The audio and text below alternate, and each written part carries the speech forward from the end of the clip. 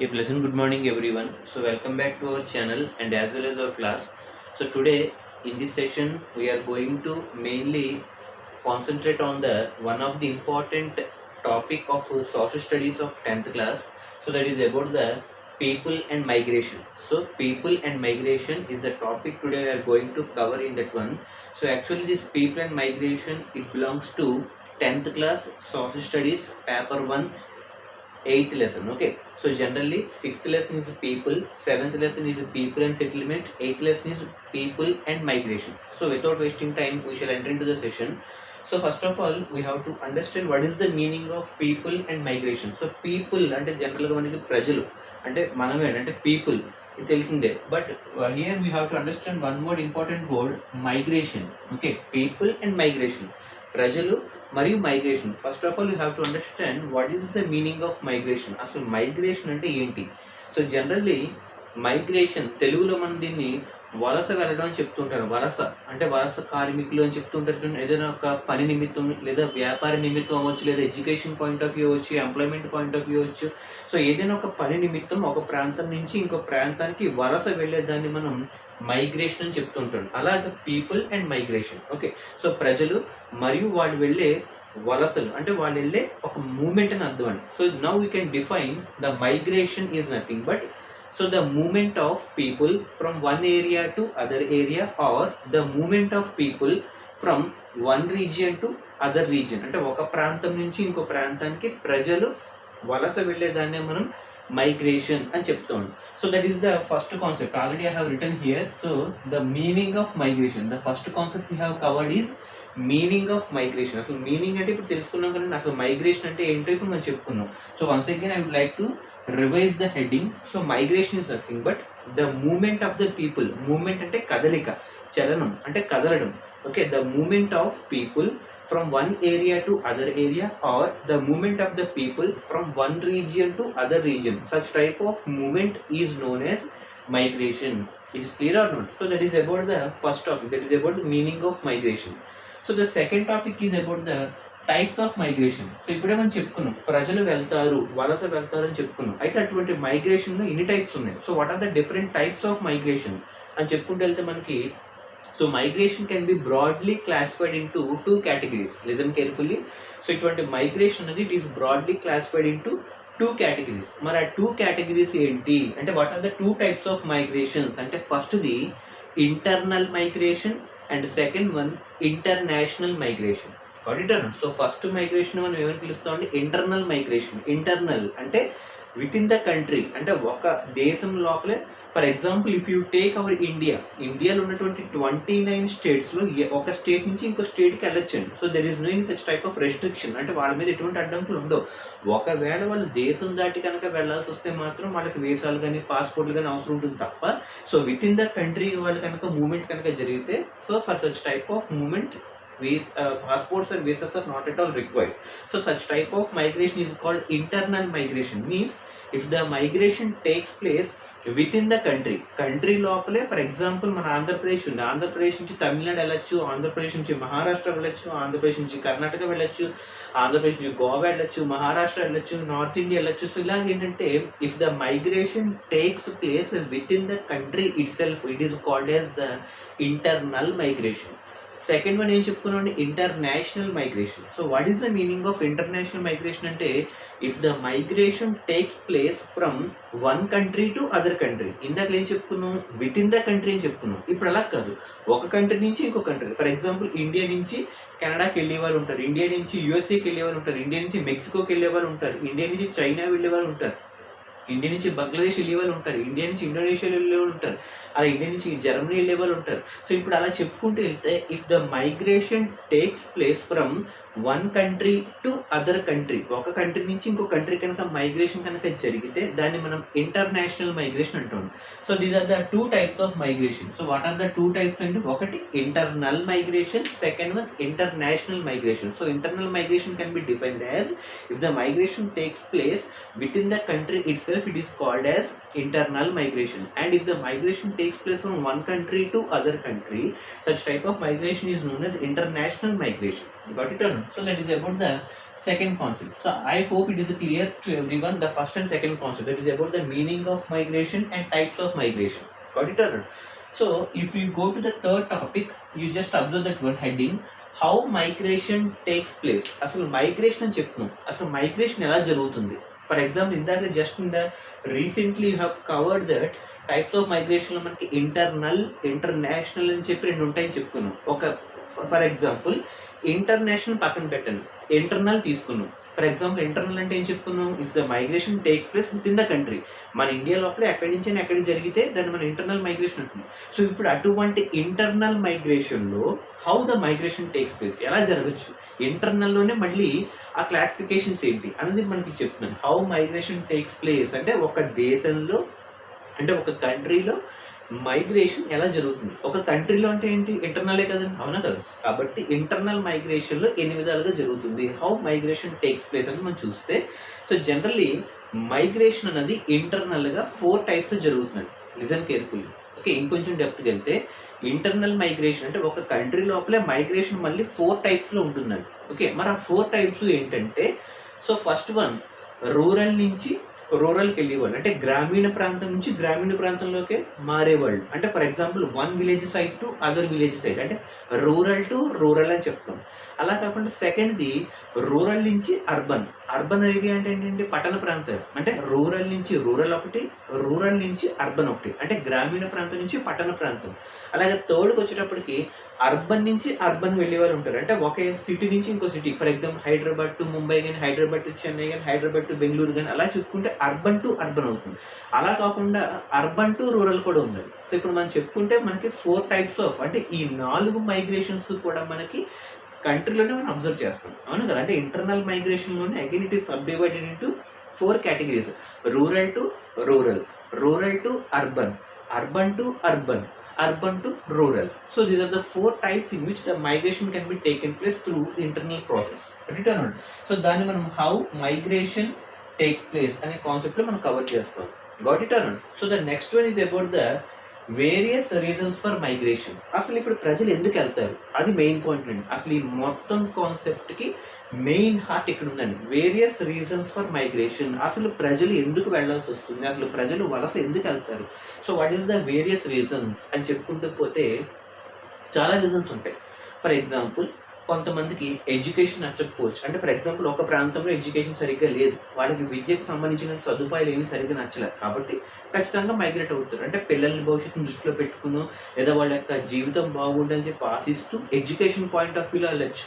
లేదా ఎంప్లాయ్మెంట్, ఉద్యోగం బాగలేదు, అంటే ఈ ఏరియాలో ఇన్కమ్ సరిగ్గా సరిపోవట్లేదు, అంటే ఉద్యోగరీత్యా సదుపాయాలు ఏమీ లేవు, ఇంకా మంచిది అంటే ఇంకో ప్రాంతంకి వెళ్ళి ఇంకో జాబ్ వెతుక్కుంటారు. అంటే ఇవన్నీ కూడా మనకి వేరియస్ రీజన్స్ అండి. ఎడ్యుకేషన్ అవ్వచ్చు, ఎంప్లాయ్మెంట్ అవ్వచ్చు, లేదా ఇన్కమ్ పాయింట్ ఆఫ్ వ్యూ, అంటే ఆదాయం సరిపోకపోతే వేరే పనిలోకి వెళ్ళడం, లేదా పట్టణ ప్రాంతంలోకి వెళ్ళడం, అక్కడ సెటిల్ అవ్వడం. సో ఇటువంటివన్నీ కూడా వేరియస్ రీజన్స్. అంటే ఎడ్యుకేషన్ అవ్వచ్చు, ఎంప్లాయ్మెంట్ అవ్వచ్చు, ఇన్కమ్ అవ్వచ్చు, బిజినెస్ అవ్వచ్చు, మ్యారేజ్ అవ్వచ్చు, లేదా హెల్త్ పాయింట్ ఆఫ్ వ్యూ, ఆరోగ్యం బాగోట్లేదు అని చెప్పి ఇక్కడి నుంచి ఇంకో ఏరియాకి వెళ్ళిపోవచ్చు. అంటే ఇవన్నీ కూడా మనకి వేరియస్ రీజన్స్లోకి వస్తాయి. What so what are the various reasons for migration? ప్రజలు ఎందుకు వెళ్ళిపోతారంటే either it may be education, or either it may be employment, or either it may be business, or either it may be income point of view, or either it may be health point of view. So whatever the various reasons including marriage also. So marriage అయినా కొంతమంది వెళ్ళిపోతూ ఉంటారు. So these are the various reasons for migration. Auditor. So these are the various reasons for migration. Now, మళ్ళీ వీటన్నిటిలో కూడా what is the main reason for male migration and what is the main reason for female migration? ఇది మనకు ఖచ్చితంగా dam షూర్గా 1 mark అడుగుతూ ఉంటాడండి.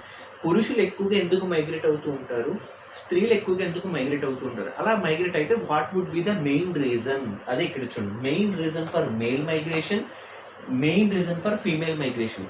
అసలు జనరల్గా పురుషులు ఎందుకు మైగ్రేట్ అవుతారంటే మెయిన్ పాయింట్ ఆఫ్ వ్యూ 100కి 95% మేల్స్ ఎక్కువగా మైగ్రేట్ అవ్వడానికి కారణం ఎంప్లాయ్మెంట్ అండి. Okay, so the main reason behind the migration of males is employment, ఉద్యోగ రీత్యా లేదా ఉపాధి రీత్యా. అంటే వాళ్ళు చేసే ఉద్యోగాన్ని పాయింట్ ఆఫ్ వ్యూలో బట్టి ఒక ఊరి నుంచి ఇంకో ఊరికి వలస వెళ్ళడం కానీ, ట్రాన్స్ఫర్ అవ్వడం కానీ, సో ఇటువంటి బదిలీ అవ్వడం కానీ ఇవన్నీ చేస్తూ ఉంటారు. కాబట్టి employment is the main reason for male migration. మరి ఫీమేల్స్కి ఏంటి అంటే definitely or obviously it would be the marriage. Okay, so పుట్టింటి నుంచి అత్తింటి ఖచ్చితంగా మైగ్రేట్ అవుతారు, అవునా కదా.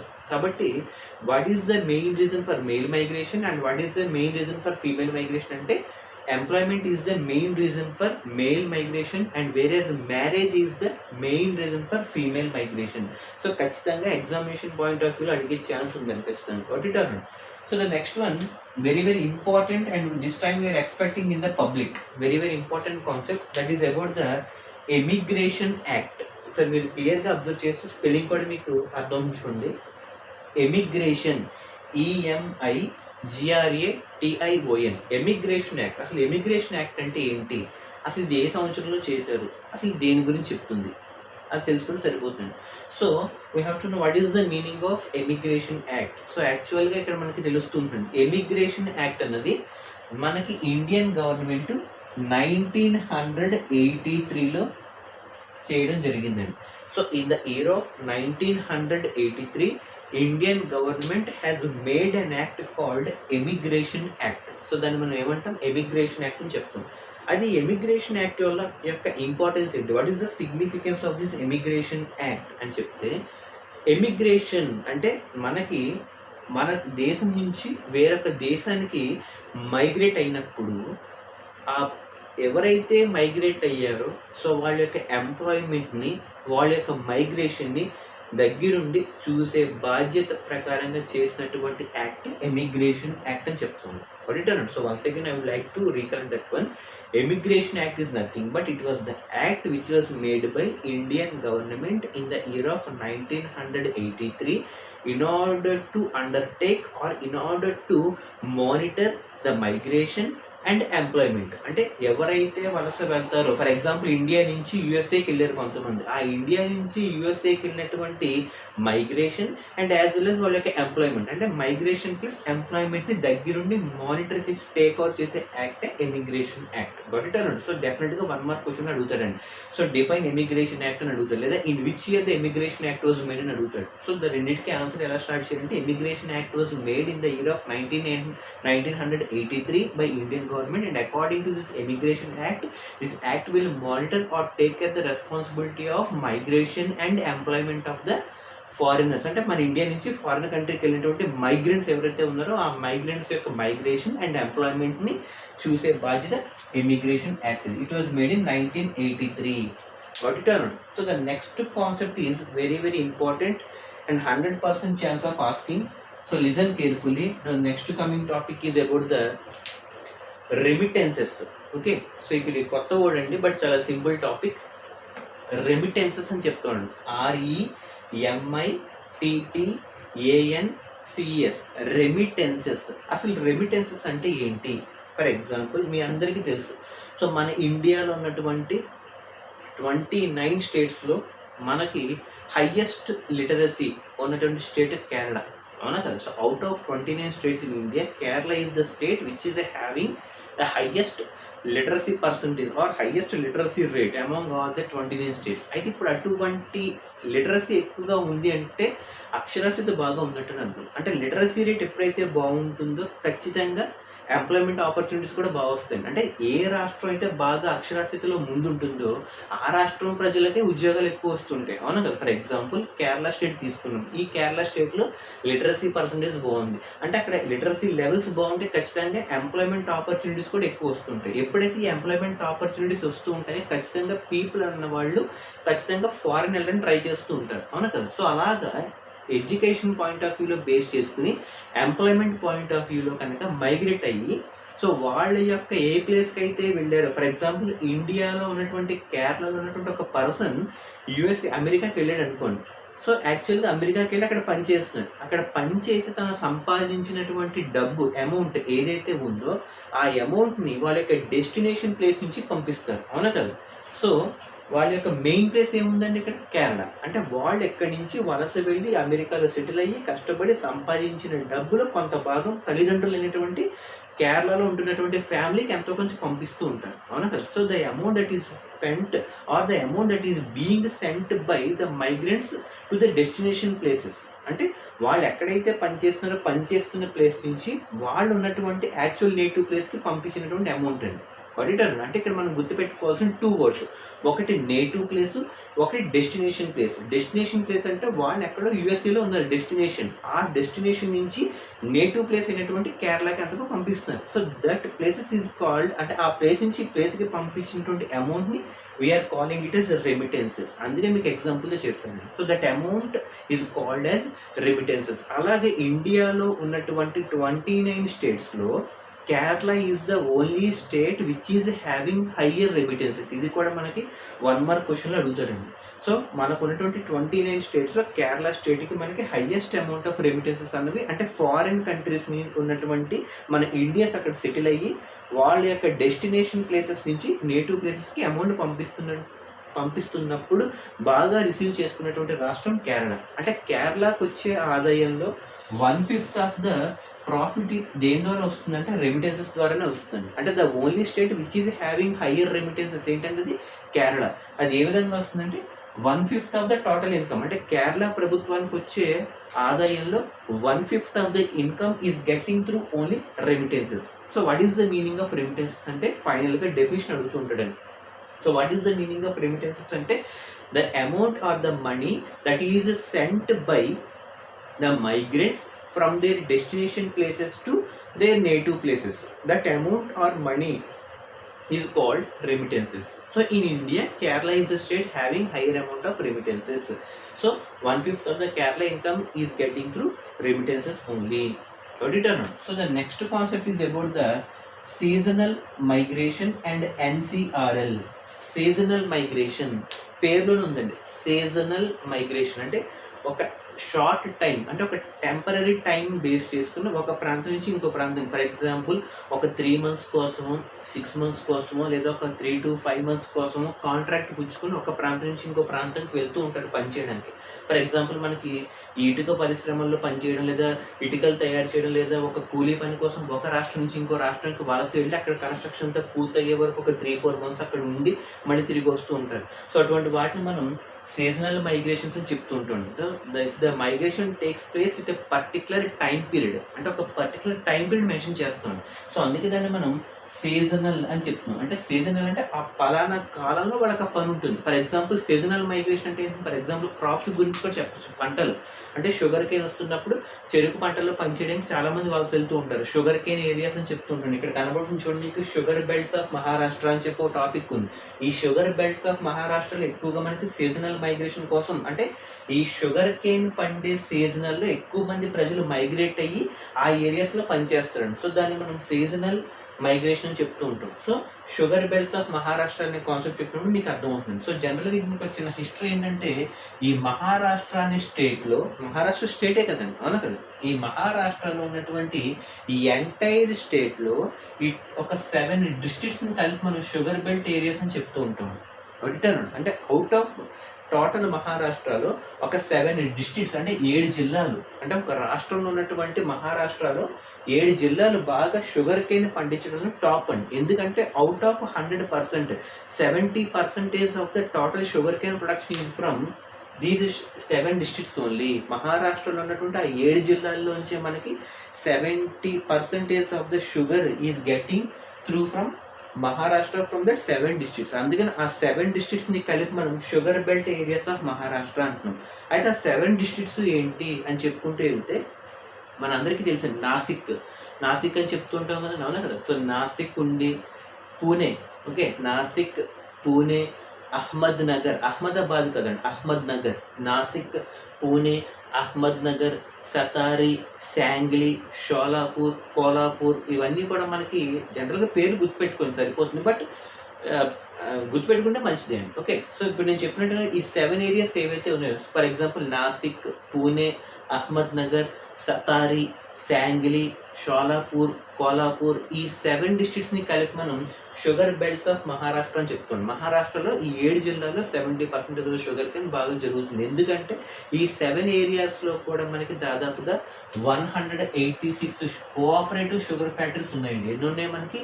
186, 186 sugar cane cooperative sugar factories ఉండడం జరిగింది. ఆ 7 districtsలో దాదాపుగా 186 కోఆపరేటివ్ షుగర్ ఫ్యాక్టరీస్ ఉండడం జరిగింది.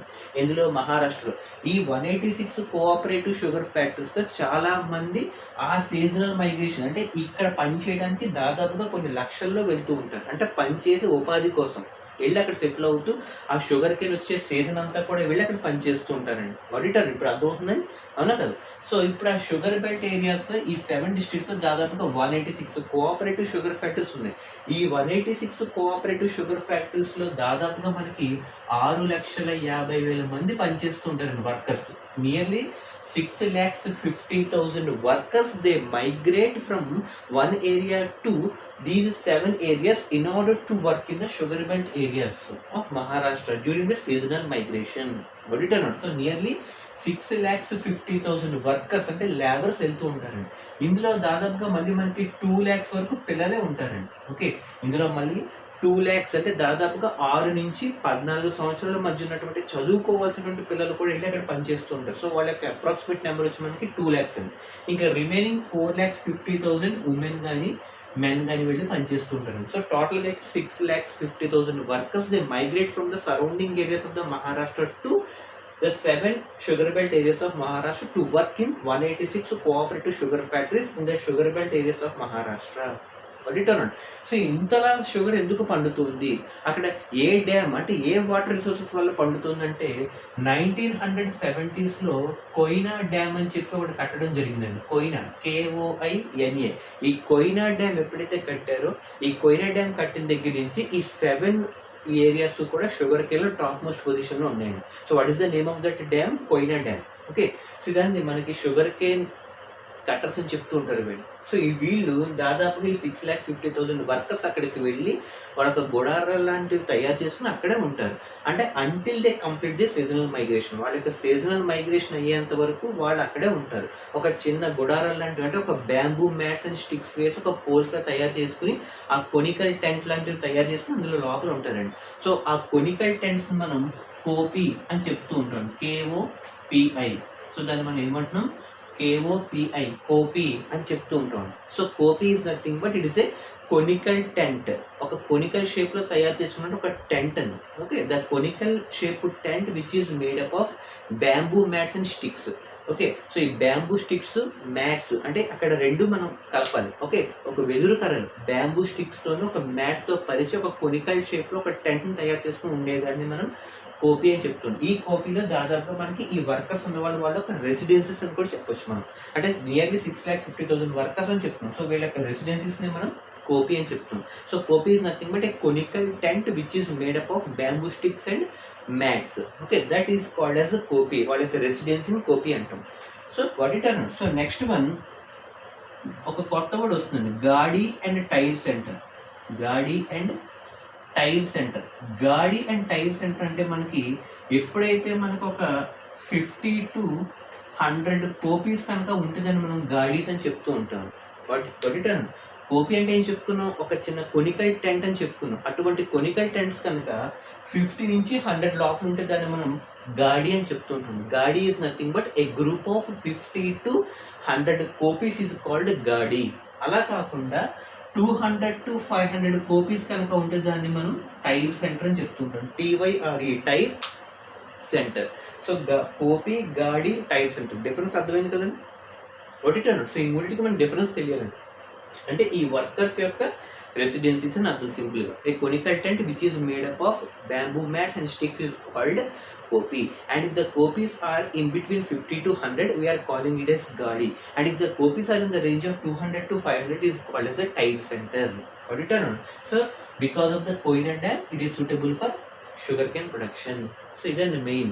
And last concept is about the types of workers and migration. ఇక్కడ మీరు జాగ్రత్తగా అబ్జర్వ్ చేస్తే NCRL అని చెప్పి ఒక చిన్న టాపిక్ ఉండిపోయింది, అది నేను నెక్స్ట్ క్లాస్ ని కవర్ చేస్తాను. Okay, so types of workers and migration. So types of workers అంటే ఇక్కడ మనకి జనరల్గా skilled worker, unskilled worker, semi skilled worker, మనకి 3 కేటగిరీస్లో ఉంటారండి. వర్కర్స్ అంటే పనిచేసేవాళ్ళు. Okay, skilled, semi skilled, unskilled. అందులో మీకు జనరల్గా అబ్జర్వ్ చేసి స్కిల్డ్ వర్కర్స్ అంటే బాగా అకాడమిక్గా ఒక మంచి నాలెడ్జబుల్ పర్సన్, టెక్నికల్గా, అకాడమిక్గా, ప్రొఫెషనల్గా స్ట్రాంగ్గా ఉన్నటువంటి వాళ్ళని మనం స్కిల్డ్ వర్కర్స్ అని చెప్తుంటాం. ఇటువంటి స్కిల్డ్ వర్కర్స్కి చాలా నాలెడ్జ్ ఎక్కువ ఉంది కాబట్టి వాళ్ళకి ఎటువంటి ట్రైనింగ్స్ అవసరం లేదు, ఎందుకంటే ఆల్రెడీ దేవర్ ట్రైన్డ్. సో వాళ్ళు 10 మందికి వర్క్ నేర్పించేటట్టు ఉంటారు. సో వాళ్ళకి ఎటువంటి ట్రైనింగ్స్ అవసరం లేదు కాబట్టి వాళ్ళకున్న టాలెంట్తో వాళ్ళనే కంపెనీస్ రిక్రూట్ చేసుకుంటాయి. కాబట్టి వీళ్ళని ఎక్కువగా ఈ స్కిల్డ్ వర్కర్స్ అన్న వాళ్ళు మనకి ఎక్కువగా మనకి పెద్ద పెద్ద కంట్రీస్ అయినటువంటి జపాన్ కానీ, నార్వే కానీ, ఇండోనేషియా కానీ, జర్మనీ కానీ, ఓకే, సో ఇటువంటి developed countries Germany, France, China, Malaysia, Indonesia, Singapore, Italy, so ఇటువంటి వాటి పెద్ద, అలాగే కెనడా, నార్వే, స్వీడన్, ఇటువంటి కంట్రీస్ అన్నిటికీ కూడా వెళ్ళే వర్కర్స్ని మనం స్కిల్డ్ వర్కర్స్ అని చెప్తూ ఉంటాం. వాటిటన్నా సో వాళ్ళు ఎక్కువగా ఈ పెద్ద పెద్ద కంట్రీస్కి మైగ్రేట్ అవుతుంటారు. ఫర్ ఎగ్జాంపుల్ కెనడా అవ్వచ్చు, మెక్సికో అవ్వచ్చు, లేదా న్యూయార్క్ అవ్వచ్చు, జర్మనీ అవ్వచ్చు, ఇండోనేషియా అవ్వచ్చు, ఇటువంటివన్నీ. ఇంకా లాస్ట్ 2 కేటగిరీస్ అంటే semi skilled and unskilled. So ఈ సెమీ స్కిల్డ్ అండ్ అన్స్కిల్డ్ వాళ్ళకి అంత ప్రొఫెషనల్గా, టెక్నికల్గా, అకాడమిక్గా అంత నాలెడ్జ్ తక్కువ ఉంటుంది. కాబట్టి వాళ్ళు ఎక్కువగా కూడా వెస్ట్ ఏషియన్ కంట్రీస్కి మైగ్రేట్ అవుతూ ఉంటారండి. West Asian, you have to remember one more important word, west Asian countries. Okay, west Asian కంట్రీస్కి ఎక్కువగా మైగ్రేట్ అయ్యే వర్కర్స్ ఎవరంటే semi skilled and unskilled. Okay, skilled workers కాదు, స్కిల్డ్ వర్కర్స్ అంటే ఇంతకు చెప్పుకున్నట్టుగా పెద్ద పెద్ద కంట్రీస్కి వెళ్తారు. అలా కాకుండా semi skilled and unskilled workers ఎక్కువగా వెళ్ళే కంట్రీస్ని ఏమంటాం మనం? వెస్ట్ ఏషియన్ కంట్రీస్ అని చెప్తుంటాం. అంటే ఏషియాలో వెస్ట్ ఏషియన్ కంట్రీస్ అంటే సింపుల్గా చెప్పాలంటే West Asian countries are nothing but oil exporting countries. Okay, ఆ వెస్ట్ ఏషియన్ కంట్రీస్ మనం ఏమంటామండి? ఆయిల్ ఎక్స్పోర్టింగ్ కంట్రీస్ అని కూడా చెప్తూ ఉంటారు. ఎందుకంటే వాళ్ళ యొక్క జాబ్ అనేది పెర్మనెంట్ కాదు, టెంపరీ, అంటే కాంట్రాక్ట్ బేసిస్ మీద ఉంటుంది. అలాగే వాళ్ళకి ఒక ఫిక్స్డ్ శాలరీ అంటూ ఉండదు. అంటే వాళ్ళకి పెర్ఫార్మెన్స్ బాగుంటే ఉంచుతారు, లేకపోతే తీసేస్తారు. అలా అని చెప్పి పెర్మనెంట్ జాబ్ ఉండదు, అలాగే ఒక ఫిక్స్డ్ శాలరీ అంటూ ఉండదు. వాళ్ళకి నచ్చితే ఉంచుతారు, లేకపోతే తీసేస్తూ ఉంటారు. అలాగే వాళ్ళకి ఒక సూటబుల్ ట్రైనింగ్స్ ఇచ్చి వాళ్ళు మనం మోటివేట్ చేసుకుంటూ ఉంటారు. అందుకని వాళ్ళకి చాలా తక్కువ జీతాలతో తక్కువ టైంలోనే పని చేయించుకుంటారు. కాబట్టి వాళ్ళని semi skilled and unskilled workers అంటారు. సో ఈ semi skilled and unskilled workers ఎక్కువగా మైగ్రేట్ అయ్యే కంట్రీస్ని వెస్ట్ ఏషియన్ కంట్రీస్ అంటాం. So west Asian countries are nothing but oil exporting countries. What it అన్న? So the remaining concept 90% the fundamentals of this unit has been covered. In the next class we shall focus on the one more important class. Until then, have a nice day, take care, stay home, stay safe.